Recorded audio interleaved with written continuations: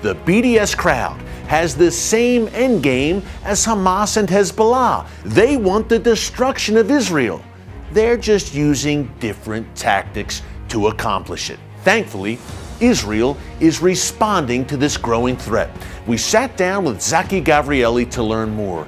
He's the director of Israel's National Task Force for Countering Delegitimization at the Ministry of Strategic Affairs. In other words, he's the Israeli government's point man on battling BDS. Take a look. For a Western audience, people might not know a whole lot about it.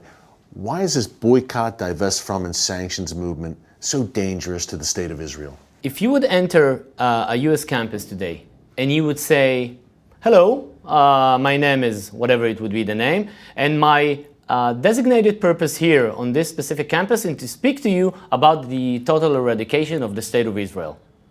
Well, no one will attribute to that, right? No one will be considering even to talk to you about this. But what if they will take a disguise, they will put a mask of a human rights activist speaking about justice, equality, freedom. This is values, Western values that corresponds perfectly to 2019. BDS is the end of a Jewish state. Hamas and the PFLP, the Palestinian Front for the Liberation of Palestine, which was hijacking airplanes back in the 70s and the 80s. One of the first. Right, exactly. Yeah. And Hamas, they have in fact took more than 30 operatives, current and past, of their own terror organization, own terror infrastructure, and put them into this promoting boycott organizations worldwide. We're speaking about the Palestinian Authority, we're speaking about the states, we're speaking about Belgium, about Germany.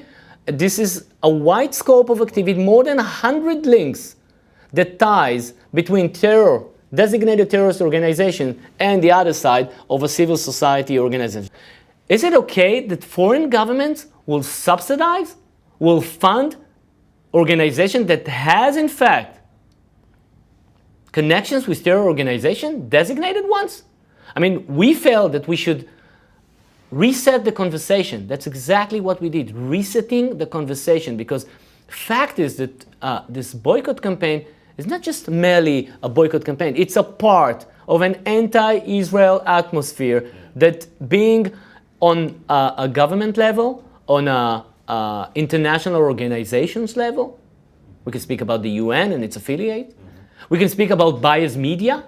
It's a whole campaign, and this segment of BDS is just one part of this four arms delegitimization campaign. This is the government, this is the international organization, the media, and of course the grassroots level, which is all about BDS. They're trying to motivate grassroots in order to be very vocal and be very anti-Israel. Convicted terrorists from the likes of Hamas have embedded themselves in these BDS organizations, and we have governments funding these NGOs. Well, we have decided to investigate this, we call it the money trail.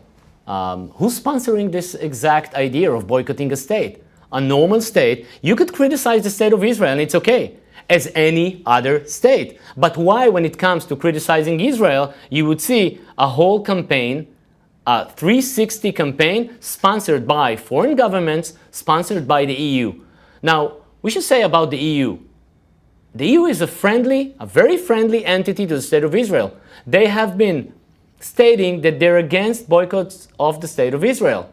Now, in the same time, in the same manner, and in the same period that this exact statement was delivered, we have identified more than $5 million being injected into organizations promoting BDS.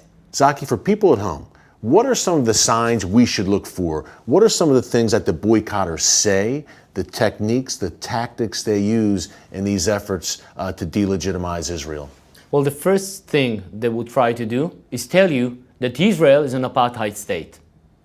Referring back to what happened in South Africa back in the 70s and the 80s, and put the same image of apartheid that was in fact in South Africa and impose it on the image of Israel. Well, Israel is a democratic state. It has checks and balances. It has a free press, free judicial system, free opinion. From here to apartheid, when you hear the chant, Israel is an apartheid state, you should start worrying. because this is this is the exact image they would like to acquire in mainly Western audiences' hearts and minds. Yeah, and they want to make Israel an outcast from the nations. Israel set apart. No one will do business with Israel economically. I think of Airbnb, which is a very popular company. A lot of people in America, in the West, use it. Airbnb had been basically saying they were going to boycott Judea and Samaria, Israeli communities there. Well, Airbnb should be sorry for what they did, and I think in a very positive manner, not only U.S. officials have came against this exact resolution or decision. Overall, Tzahi, Israel is doing a great job combating this threat. It all starts here at the Ministry of Strategic Affairs. Your team is spearheading this effort. Talk about how Israel is fighting back against the boycotters.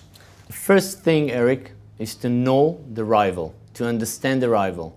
Who's the leaders, the organizations, its network, its tactics, its campaigns. We know a pretty good picture of the rival. What does it do? Where does it do? Where we should be very focusing in and providing this information. I mean, the Terrorist in Suits report is in fact being served to a friendly government, to financial institutions, that we should alarm them with don't engage with terrorists. The second thing that we do is provide networking for hundreds of pro-Israel organizations, Jews, Christians, friends, even Muslims that work together because they understand this exact call for boycott is the opposite from being just, from being in favor of peace.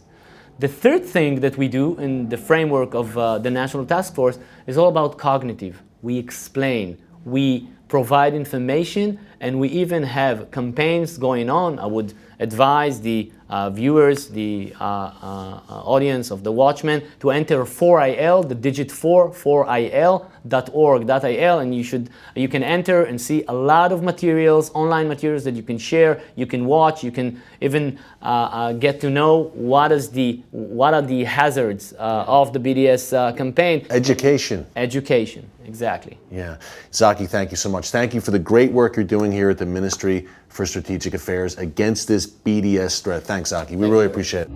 Well, up next, we visit one Israeli company that's been impacted by BDS. Folks, this is very important. You're going to hear firsthand the destructive effects of this BDS movement, not only on Israel, but on Palestinians. Don't move.